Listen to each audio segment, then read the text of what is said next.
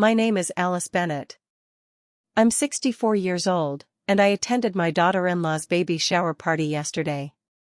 She showed me the ultrasound proudly, her eyes sparkling with joy, and asked, "Isn't she beautiful?" I'm a radiologist with over 35 years of experience, and when I looked at that image, my blood ran cold. My hands started trembling. I pulled my son aside and whispered urgently, "We need to talk. Now." That wasn't a baby. Before I continue, please like this video, subscribe, and comment where you're watching from. Because what I'm about to tell you might save someone's life. I've spent more than 3 decades looking at medical images. 35 years of X-rays, CT scans, MRIs, and ultrasounds.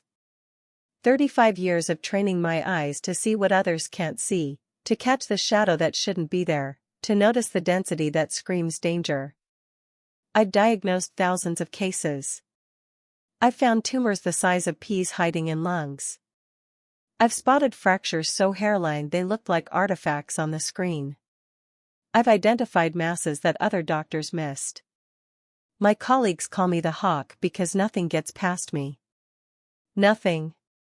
And that expertise, that gift that I've cultivated through decades of exhaustive study and practice, became a curse the moment I looked at my daughter-in-law's ultrasound. When you've seen as many images as I have, your brain develops a pattern recognition system that works faster than conscious thought. It's like a musician who can hear when one note is off in an entire orchestra. It's instantaneous, automatic, and terrifying when what you see is wrong. I can spot a malignancy from across a room. I can tell you if a bone is fractured just by the angle of a shadow. And I knew, the second my eyes focused on that ultrasound image, that something was catastrophically wrong. The shape was all wrong. A fetus at that gestational age should have specific proportions, specific curves, specific markers. The head-to-body ratio should follow predictable patterns. The limbs should be visible in certain ways. But what I was looking at didn't match any of that.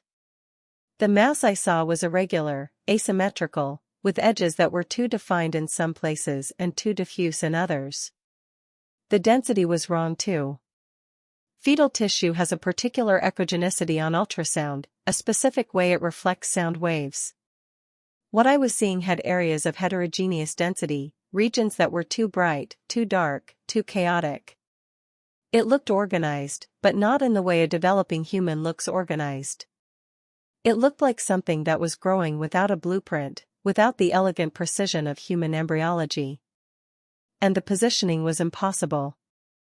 The way this mass sat in the uterine cavity, the way it related to the surrounding structures, none of it made biological sense for a pregnancy at the stage Katie said she was at. I could see the uterine wall, and the relationship between that mass and the wall was all wrong. There were no clear amniotic fluid pockets in the right places. No placental attachment that looked normal. Nothing about the spatial anatomy made sense. My brain was screaming at me that this was not a baby, and every instinct I'd honed over 3.5 decades was telling me that this was something dangerous. My stomach dropped like I'd been pushed off a cliff. I felt this horrible, sinking sensation in my chest, like my heart was being pulled down into my abdomen. My mouth went dry instantly. I could feel cold sweat breaking out on my forehead, on my palms, down my spine. My heart started pounding so hard I could hear it in my ears, this rushing, thundering sound that drowned out the laughter and music from the party. My hands started shaking, and I had to grip the edge of the table to steady myself. I felt dizzy. Nauseous. Like the ground had tilted beneath my feet and I was going to fall. But I couldn't show it. I couldn't let my face betray what I was seeing. Katie was standing right there in front of me, glowing with happiness, her hands resting on her belly, her smile so bright it could light up the room. She'd been trying to get pregnant for 3 years. 3 years of disappointment, of negative tests, of tears and hope deferred. And now she thought her dreams had finally come true. How could I destroy that? How could I be the one to shatter her world? so I forced myself to smile. I forced the corners of my mouth up even though my face felt like it was made of stone. I forced myself to say something, anything, that sounded normal. She's beautiful, honey. Just beautiful. The words tasted like ash in my mouth.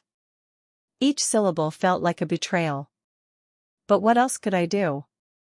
I couldn't just blurt out the truth in the middle of her baby shower, surrounded by 40 of her closest friends and family members. I couldn't destroy her like that. Not there. Not then. I needed to stay calm. I needed to think. I needed to get my son alone and tell him what I'd seen without causing a scene. But staying calm when you know something terrible and you can't say it, when you have to keep smiling and nodding and pretending everything is fine, is one of the hardest things I've ever done. It felt like my chest was being crushed. Like I couldn't get enough air. My professional training was screaming at me to act, to intervene, to get this woman to a hospital immediately. But my heart, my love for my daughter-in-law, my desperate desire not to hurt her, made me hesitate. I excused myself and went to the bathroom. I locked the door and stared at myself in the mirror. My face was pale. My eyes looked wild. I splashed cold water on my face and tried to think clearly. What if I was wrong? What if I was seeing things that weren't there? But no.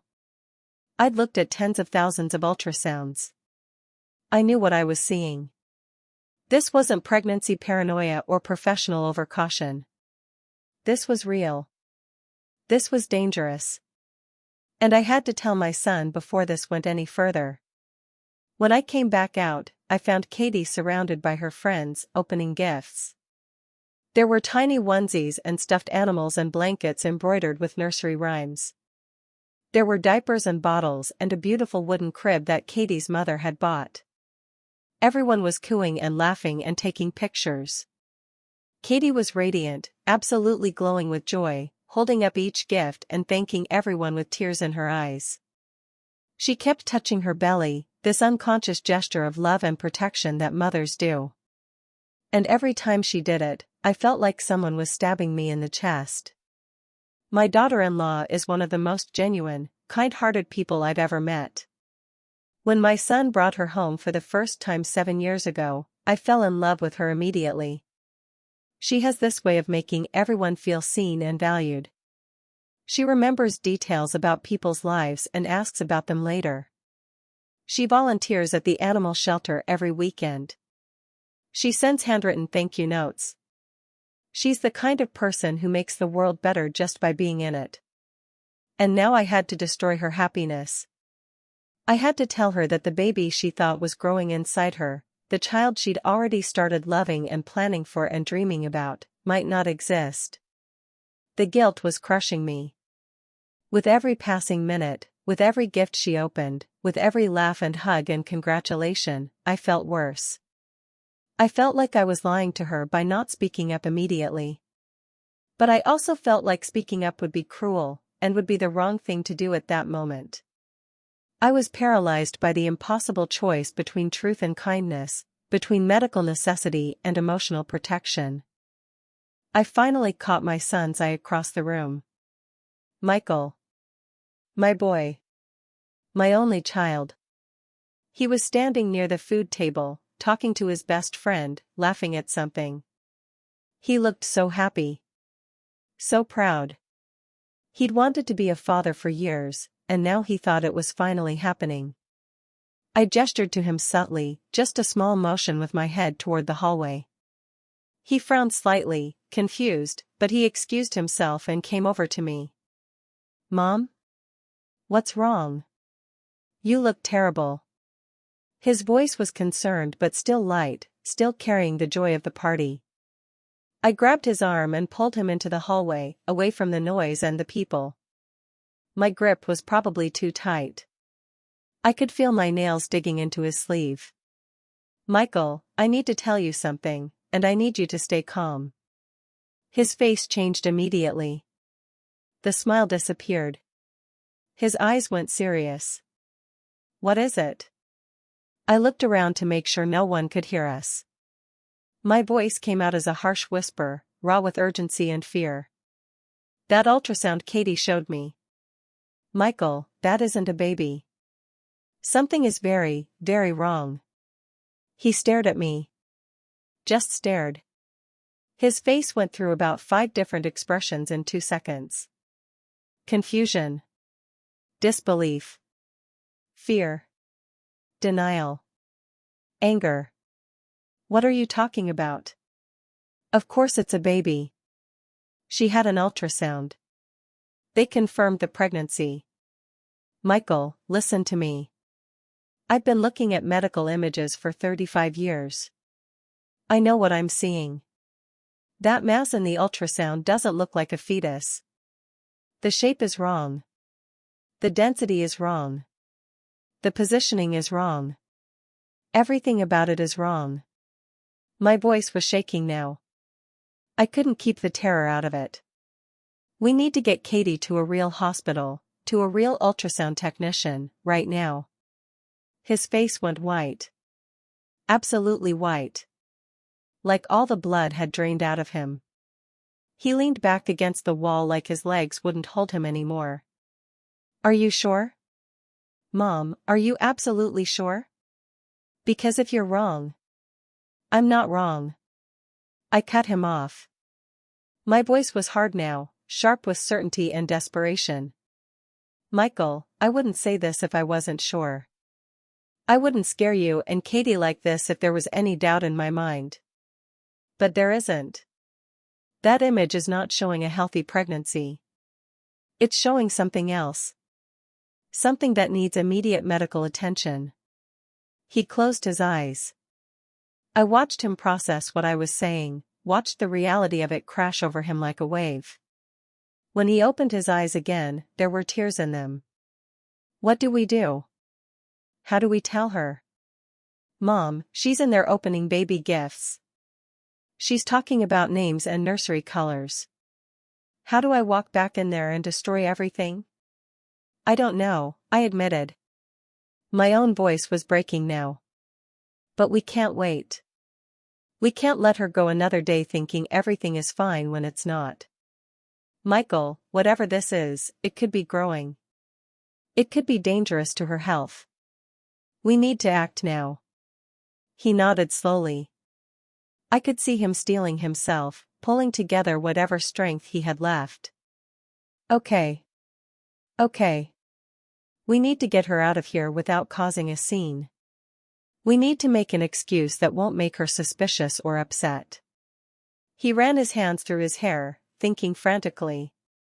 We could say there's a problem at the house? A burst pipe or something? Too dramatic. She'd want to call someone to handle it. I was thinking out loud, my medical training trying to cut through the emotional chaos. What if we say I'm not feeling well? That I need to go to urgent care and you need to drive me, and we want Katie to come along for company? She won't want to leave her own party, Michael said desperately. Then we tell her the party's winding down anyway, that most people are leaving, and we need to go now. I grabbed both his arms and looked directly into his eyes. Michael, we have to do this. We have to get her to a hospital today. Right now. He took a deep breath and nodded. Okay. Let's do it. We walked back into the party together. The scene that greeted us was almost unbearable. Katie was sitting in the middle of the living room, surrounded by a mountain of gifts and wrapping paper, wearing a crown made of bows that someone had fashioned from the ribbons.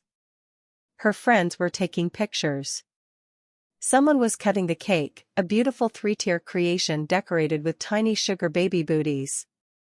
There were pink and white balloons everywhere, pink streamers, and a banner that said "It's a girl," in glittering letters. Everyone was so happy. So genuinely, innocently happy. They were celebrating life, celebrating hope, celebrating the future. And I knew, with horrible certainty, that it was all based on a lie. Within hours, all of this joy was going to turn to ashes. Katie looked up and saw us approaching. Her smile was so bright. There you are. Come look at what Sarah got us. It's the most adorable little dress. She held up a tiny pink dress covered in embroidered flowers. I felt like I was going to vomit. It's beautiful, honey. My voice sounded strange even to my own ears, too high, too tight. Katie, I hate to do this, but I'm not feeling very well. I think I need to go to urgent care. Her face fell immediately. Oh no. What's wrong? Are you okay? I'm sure it's nothing serious, probably just something I ate, but I'd feel better getting checked out. Michael's going to drive me, and we were hoping you might come along. Keep me company? I was lying through my teeth, and I hated myself for it. She hesitated. I could see the conflict on her face. She wanted to be a good daughter-in-law, wanted to be supportive, but this was her party, her special day. I don't know, Alice. Everyone's still here, and we haven't even done the games yet. Michael stepped in smoothly. Most people are already leaving, babe. It's been a long day, and Mom really doesn't look good. Please? We'll feel better if you're with us. I watched her internal debate play out on her face. Finally, she nodded. Okay. Let me just say goodbye to everyone and thank them for coming. She stood up and started making the rounds, hugging people, thanking them for the gifts, promising to send pictures once the baby arrived. Each goodbye felt like another knife in my heart because I knew what was coming, knew that these were the last moments before her world fell apart. It took another 20 agonizing minutes before we could leave. 20 minutes of watching her smile and laugh and talk about her pregnancy. 20 minutes of listening to people tell her how good she looked, how they couldn't wait to meet the baby, how blessed she was. 20 minutes of my son and me exchanging terrified glances while pretending everything was fine. Finally, we were in the car. Katie was in the back seat, still glowing, talking about how wonderful the party had been. Did you see the diaper cake Laura made? It was so creative. And the amount of gifts, I can't believe how generous everyone was. We're going to have to send so many thank you notes. She laughed, a sound of pure happiness. Alice, are you sure you're okay? You really don't look well. I turned around in my seat to look at her. The lie was choking me. Katie, honey, we're not going to urgent care. Her smile faltered. What? Michael's hands were white-knuckled on the steering wheel. We're going to the hospital, Katie. To the emergency room. Why? What's happening? Her voice rose with sudden fear. Alice, what's wrong? I forced myself to keep looking at her, to not be a coward now. Katie, I looked at your ultrasound today. Really looked at it. And as a radiologist, I need to tell you that what I saw concerns me very much. We need to get you to a hospital right now for proper imaging. The confusion on her face was heartbreaking. I don't understand. Are you saying there's something wrong with the baby? My throat was so tight I could barely speak. I'm saying we need to have professionals take another look. Right away. Is the baby okay? Her voice was rising now, panic creeping in. Michael, is our baby okay? He couldn't answer. I watched his jaw working, tears streaming down his face as he drove. He couldn't form words. Katie started crying. Someone tell me what's happening. Tell me my baby is okay. I reached back and grabbed her hand. We're going to the hospital. They're going to do proper tests. And then we'll know exactly what we're dealing with. The drive to the hospital felt eternal and too fast all at once. Katie cried the whole way, asking questions we couldn't answer, begging us to tell her everything was fine. I held her hand and said nothing because there was nothing I could say that would make this better. Michael drove like a man possessed, his face wet with tears, his breath coming in ragged gasps. When we got to the emergency room, I used my professional credentials to expedite things. I explained the situation to the triage nurse, showed her the ultrasound image on Katie's phone, and gave my professional assessment. They took it seriously. Within 15 minutes, Katie was in an examination room with a real ultrasound technician, a real machine, and a doctor who specialized in obstetrics. I stood there with my son, holding his hand, while they ran the ultrasound wand over Katie's belly. I watched the monitor. I watched the doctor's face. And I watched my worst fears confirmed in real time. The doctor's expression went from neutral to concerned to grave in the space of about 30 seconds. He called in another doctor. They conferred in low voices. They took measurements. They changed the settings on the machine. They looked at the image from every possible angle. Finally, the senior doctor turned to Katie. His voice was kind but serious. "Mrs. Bennett, I need to tell you that you're not pregnant." Katie made a sound I hope I never hear again as long as I live. It was like an animal in pain, a keen wail of absolute despair. "No. No, no, no. That's not true. I'm pregnant. I took tests. I had an ultrasound. They told me I was pregnant." The doctor continued gently but firmly. "What you have is a mass in your uterus. Based on what we're seeing here, it appears to be a gestational trophoblastic tumor, most likely a molar pregnancy that has developed abnormally. The tissue is growing, which is why you had positive pregnancy tests because it produces pregnancy hormones. But it's not a fetus.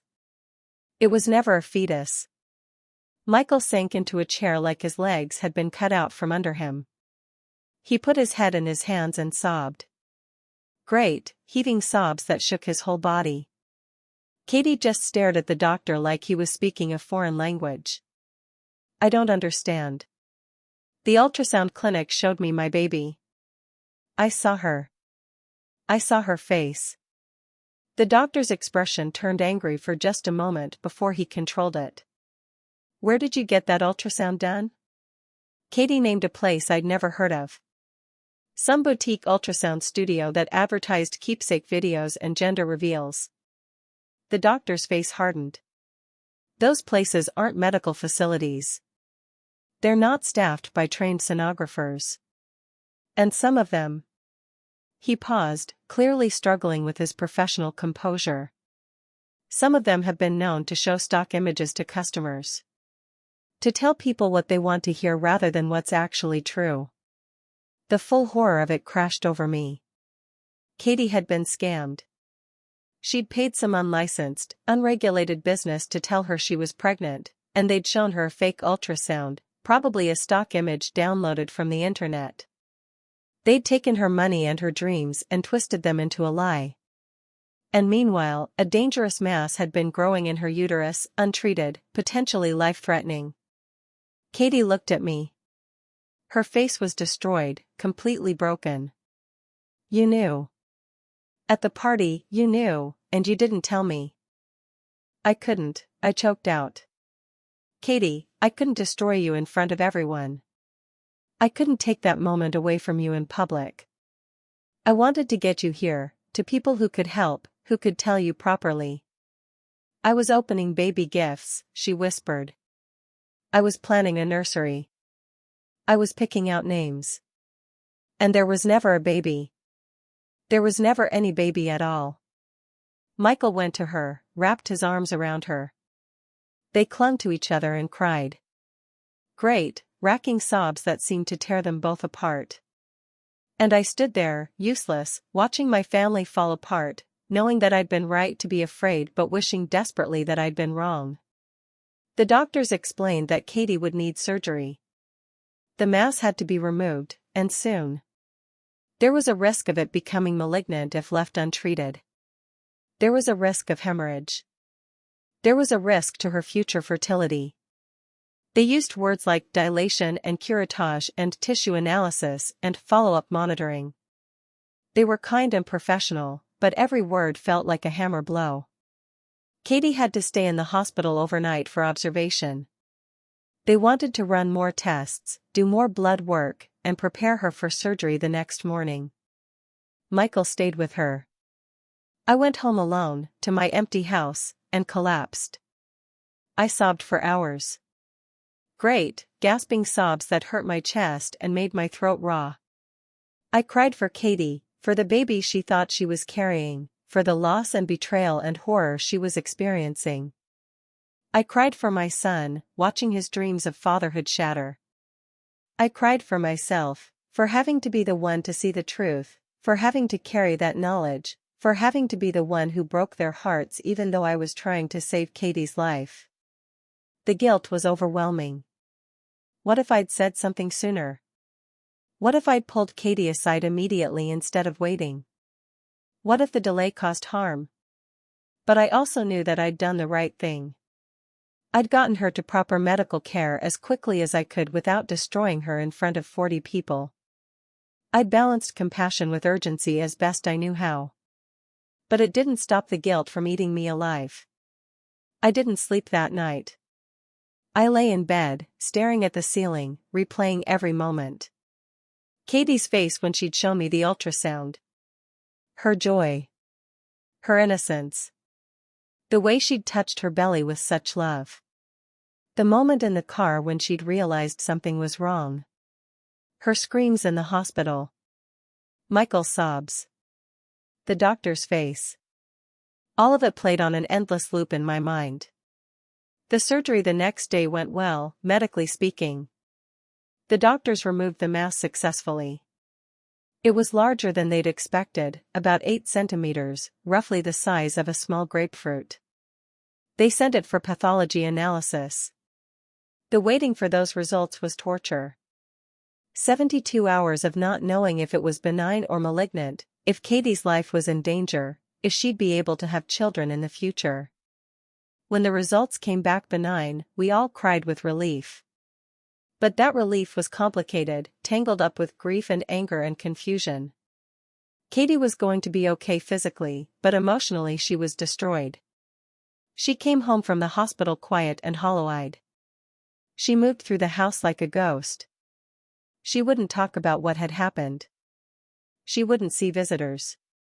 She stayed in bed most of the time, staring at nothing. Michael tried everything to reach her, to help her, but she was locked in her grief, unreachable. I visited every day. I brought food that mostly went uneaten. I sat with her in silence.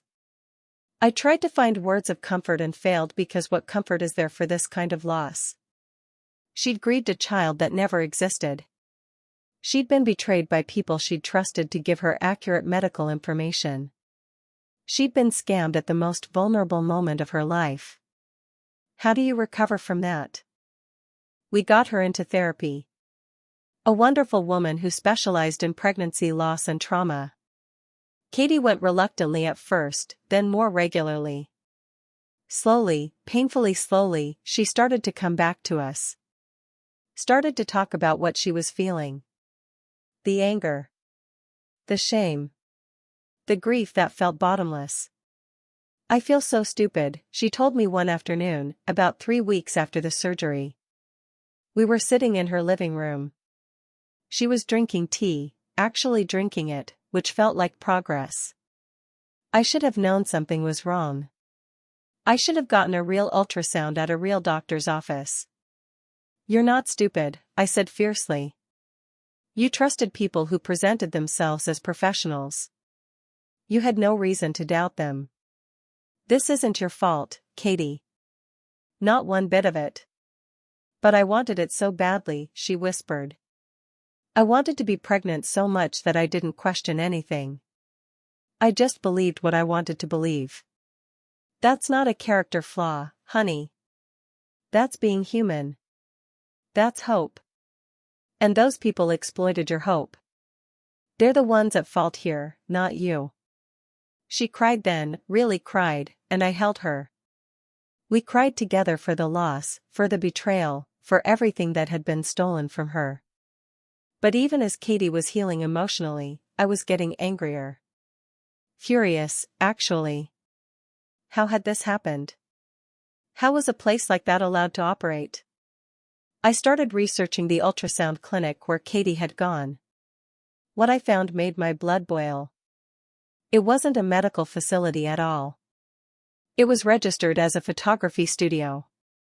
The owner had no medical training, no ultrasound certification, nothing. She'd bought an ultrasound machine secondhand and set up shop in a strip mall.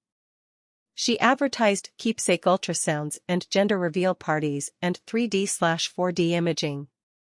But she wasn't qualified to interpret the images. She wasn't qualified to identify abnormalities. She wasn't qualified to do anything except take people's money. And the ultrasound Katie had been shown? It was a stock image. I tracked it down online. It was a picture you could download for free from multiple pregnancy websites. This woman had literally shown my daughter-in-law a picture of someone else's baby and told her it was hers. I dug deeper. I found other victims. Women who'd gone to this place and been given false information. Women who'd been told they were having girls when they were having boys. Women who'd been told their babies were healthy when there were serious problems. Women who'd been scammed, lied to, and medically endangered. I started documenting everything. I contacted these women. I collected their stories. I gathered evidence. And then I went to the state medical board, the Department of Health, and the local news media. I was relentless. I provided professional testimony about ultrasound standards and the dangers of untrained people performing medical imaging. I brought forward victims who were willing to speak publicly. I showed examples of the fake images this place had used. I detailed every regulation this business was violating. The response was swift and furious. The state shut the facility down immediately. The health department launched a full investigation. The local news ran a series of stories exposing the scam. Other victims started coming forward, dozens of them, all with similar stories of being lied to and exploited. The owner of the business tried to defend herself. She claimed she'd never said she was providing medical services, that it was all just entertainment, that customers knew what they were getting. But the evidence was overwhelming. Her advertisements made medical claims. She'd told women specific information about their pregnancies that required medical interpretation. She'd charged hundreds of dollars for what she called diagnostic ultrasounds. It went to trial. I testified. Katie testified, though it was one of the hardest things she'd ever done, standing in court and describing how she'd been deceived, how she'd believed she was pregnant, how she'd celebrated a baby that didn't exist. Other women testified too. The evidence was damning. The owner was found guilty of fraud, practicing medicine without a license, and consumer deception. She was sentenced to prison time and ordered to pay restitution to her victims. The judge's words at sentencing were scathing. He talked about the violation of trust, the exploitation of vulnerable women, the potential medical harm caused by delayed diagnosis of serious conditions. For me, the verdict was satisfying, but it didn't undo the damage. Katie had her restitution money, but it couldn't buy back her innocence or her joy or the months she'd spent grieving. No amount of justice could give her back what had been stolen. The months after the trial were about healing. Real, deep healing. Katie continued with therapy. She and Michael went to couples counseling to work through the trauma together. They talked about their future, about whether they still wanted to try for children, about how to move forward. Katie had to have follow-up appointments every month to monitor her hormone levels, to make sure the molar tissue didn't return, to ensure she was healing properly. Each appointment was stressful, bringing back memories of that terrible day. But each time the results came back clear, we all breathed a little easier. She started painting again, something she'd loved before the wedding but had given up. She started volunteering again at the animal shelter. She started laughing again, real laughs, not the hollow sounds she'd made in those first weeks. She started talking about the future with hope instead of fear. And slowly, very slowly, she and Michael started talking about trying again. Real trying, with real doctors, real prenatal care, real ultrasounds performed by licensed sonographers in actual medical facilities. Their OB/GYN was wonderful, understanding, taking extra time to explain everything, to make sure Katie felt safe and informed. It took another year. A year of healing, of therapy, of working through the trauma. A year of Katie building back her trust in medical professionals and in her own body. A year of careful monitoring and preparation. And then, one evening, Michael called me. I could hear the tears in his voice, but this time they were happy tears. Mom, Katie's pregnant. Really pregnant. We had the ultrasound at the hospital, with a real doctor, and there's a baby. A real baby. With a heartbeat. I cried. I sobbed on the phone with my son, both of us overwhelmed with joy and relief and gratitude. I'm so happy for you both, I managed to say through my tears. So happy. This pregnancy was different. Katie was nervous, understandably, but she was also cautiously hopeful. She went to every appointment. She got ultrasounds at the hospital only. She asked questions. She educated herself. She was careful but not paralyzed by fear. I went to appointments with her when she wanted me there. I held her hand during ultrasounds. I pointed out the baby's features, the tiny hands and feet, the profile, the heart beating away steadily. And this time, I could say with complete professional certainty, that's your baby, Katie. That's your beautiful, healthy baby. The pregnancy progressed normally. Katie bloomed. She laughed more easily. She decorated a nursery with joy instead of desperate hope. She bought baby clothes with Michael, and this time there was no shadow over the happiness, just pure excitement. And then, on a bright spring morning, my granddaughter was born. 7 pounds, 3 ounces of perfect, squalling, beautiful humanity. They named her Hope Alice Bennett. Hope for the obvious reasons. Alice after me, which made me cry for about an hour straight. When they placed that baby in my arms for the first time, I was overwhelmed. I looked down at her tiny face, her little fingers grasping at air, her eyes squinting against the light, and I felt everything. Joy. Relief. Gratitude. Love is so intense it hurts. And grief too, for everything we'd all been through to get to this moment. Hello, Hope, I whispered to her. Hello, beautiful girl. You have no idea how wanted you are. How loved you are. How many people fought to make sure your mommy was okay so she could bring you into this world. Katie was watching me from the hospital bed, exhausted and radiant. Michael had his arm around her. They were both crying happy tears. Thank you, Alice, Katie said softly. Thank you for seeing what was wrong. Thank you for being brave enough to tell us. Thank you for saving my life. I shook my head, tears streaming down my face. You don't have to thank me. I'm just so grateful that you're okay, that you're here, that she's here. Michael came over and put his arm around me. The three of us stood there together, 3 generations, looking at the tiny person who represented hope and healing and new beginnings. The road to this moment had been brutal. It has broken us all in different ways. Katie had lost her innocence and her ability to trust easily. Michael had learned that terrible things could happen to people you love and you couldn't always protect them. I had learned that being right doesn't make hard truths any easier to bear, that sometimes saving someone means hurting them first.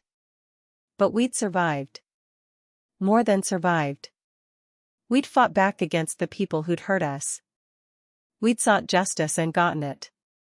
We'd healed, individually and as a family. We'd learned to trust again, carefully and with eyes wide open. And we'd created this perfect tiny person who was sleeping peacefully in my arms, unaware of the storm that had preceded her arrival. As I held Hope, I thought about all the women who'd been victimized by that ultrasound scam. I thought about the other victims who might still be out there, at other fake clinics, being lied to and endangered. I made a silent promise to that baby in my arms that I would keep fighting, keep speaking out, keep warning people about the dangers of unlicensed medical facilities. But mostly, at that moment, I just felt grateful. Grateful that Katie had survived. Grateful that the mass had been benign. Grateful that Katie's fertility hadn't been permanently damaged. Grateful that my son and daughter-in-law had been strong enough to weather the storm together.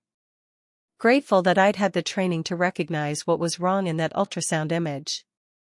Grateful that I'd had the courage to speak up, even though it meant destroying Katie's happiness in the short term to save her life in the long term. Hope yawned, a tiny kitten yawn, and snuggled deeper into my arms. She smelled like that indescribable newborn smell, like powder and milk and possibility.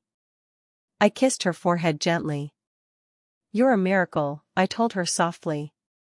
"Not just because every baby is a miracle, but because your existence means your mommy survived. It means she healed. It means she was brave enough to try again after having her heart broken.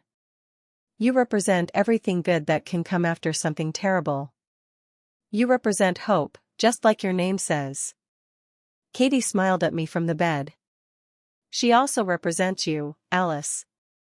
Your expertise, your courage, your love for our family. You saved my life, and because you did, she gets to exist. She's here because you saw what was wrong and you acted on it." I couldn't speak for a moment, too choked up with emotion. Finally, I managed, "Then I'm honored. Honored to have been able to help. Honored to be her grandmother. Honored to be part of this family." Michael squeezed my shoulder. "We're the lucky ones, Mom. Lucky to have you in our lives." We stayed like that for a while, the four of us in that hospital room, a tiny island of peace and love and hope in the middle of the chaos of the world. Outside, life went on. People were probably still being scammed by fake medical clinics. Women were probably still being lied to and endangered. The world was still full of pain and betrayal and cruelty. But in that room, in that moment, we had won. We had survived. We had fought through darkness and come out the other side into light. We had lost and grieved and healed and tried again. And now we had hope, literally and figuratively. As I held my granddaughter, I thought about the journey that had brought us here. The terror of seeing that ultrasound at the baby shower. The agonizing decision about when and how to tell Katie. The drive to the hospital with Katie crying in the back seat. The diagnosis that shattered her world. The surgery. The recovery. The therapy. The investigation. The trial. The long months of healing. The cautious hope of trying again. The careful monitoring of the new pregnancy. And finally, this, a healthy baby, a healed mother, a stronger family. It hadn't been the journey any of us would have chosen. Given the choice, I would have preferred that Katie never went to that fake clinic, never got scammed, never developed that mass, never had to go through any of it. But we don't get to choose our trials. We only get to choose how we respond to them. And we responded with everything we had. With medical expertise and maternal love and fierce determination. With honesty even when it was agonizing. With justice when it was possible. With therapy and support and patience. With hope that refused to die even in the darkest moments. With love that held us together when everything else was falling apart. Hope stirred in my arms and opened her eyes, looking up at me with that unfocused newborn gaze that seems to look right through you. I smiled down at her through my tears. "Welcome to the world, Hope Alice Bennett," I whispered. "You have a family that will protect you fiercely. You have a mother who survived hell to bring you here. You have a father who will move mountains for you. And you have a grandmother who will use every bit of her training and experience to keep you safe." I looked up at Katie and Michael, both of them watching me with their daughter, both of them smiling through tears. "And you have a family that knows, deeply and truly, that love is stronger than fear. That truth is more important than comfortable lies. That healing is possible even after devastating loss. That hope isn't just your name, baby girl. It's our family story. Katie reached out her hand and I took it, careful not to disturb the baby in my arms. Michael put his hand over both of ours. We stood like that, connected, united, stronger for having been broken and put back together. To hope, Katie said softly. To healing, Michael added. To family, I finished. And as hope yawned again and settled into sleep, I felt something shift inside me. The guilt that had haunted me since that baby shower finally began to ease. I'd made the right choice. I'd acted with both love and truth. I'd balanced compassion with urgency as best I could. And because of that, we were all here now, together, whole, with this perfect new life in our arms. The journey had been hell. But the destination was worth every agonizing step. I stayed with Katie and Michael for hours that day, holding hope, helping Katie with feeding, just being present for my family. When I finally left the hospital that evening, the sun was setting, painting the sky in shades of pink and gold. I sat in my car for a moment before starting the engine, feeling the weight of the last year and a half settle over me. The fear, the pain, the anger, the fighting, the healing. All of it had brought us here, to this moment, to this new beginning. And as I drove home, I made a promise to myself and to that tiny girl I'd held. I would keep fighting. Keep warning people about fake medical clinics. Keep speaking out about the importance of real, licensed medical care. Keep using my platform as a radiologist to educate and protect. Because Katie's story had a happy ending, but not everyone's would. Somewhere out there, another woman was probably being scammed right now. Another family was probably being lied to. Another life was probably being endangered by unqualified people pretending to provide medical care. And if my story, if Katie's story, if our family's nightmare-turned-triumph could save even one person from going through what we'd gone through, then sharing it was worth any discomfort or vulnerability. So I'm telling you this story. I'm sharing our pain and our healing and our hope. I'm warning you to be careful, to ask questions, to verify credentials, to go to licensed medical facilities. I'm begging you not to make the same mistake Katie made, trusting the wrong people with something as precious as a pregnancy. And I'm telling you that even when the worst happens, even when your world falls apart, even when you lose something precious and irreplaceable, healing is possible. Hope is possible. New beginnings are possible. It won't be easy. God knows it wasn't easy for us. But it's possible. And sometimes, like in our case, the new beginning is even more beautiful because you've learned to appreciate it, to protect it, to never take it for granted. My name is Alice Bennett. I'm 64 years old. And I'm a radiologist who saw something terrible in an ultrasound image and had the courage to speak up, even though it meant breaking my daughter-in-law's heart in the short term to save her life in the long term. It was the hardest thing I've ever done. And I would do it again in a heartbeat. Because that's what family does. That's what love means. Not protecting people from all pain, but protecting them from preventable harm. Not keeping comfortable lies, but telling hard truths with compassion. Not giving up when things get dark, but fighting through the darkness toward whatever light might be on the other side. And sometimes, if you're very lucky, if you're very brave, if you're very persistent, the light on the other side is more beautiful than anything you could have imagined. Sometimes it's a 7-pound, 3-ounce miracle named hope. And that makes every agonizing step of the journey worth it.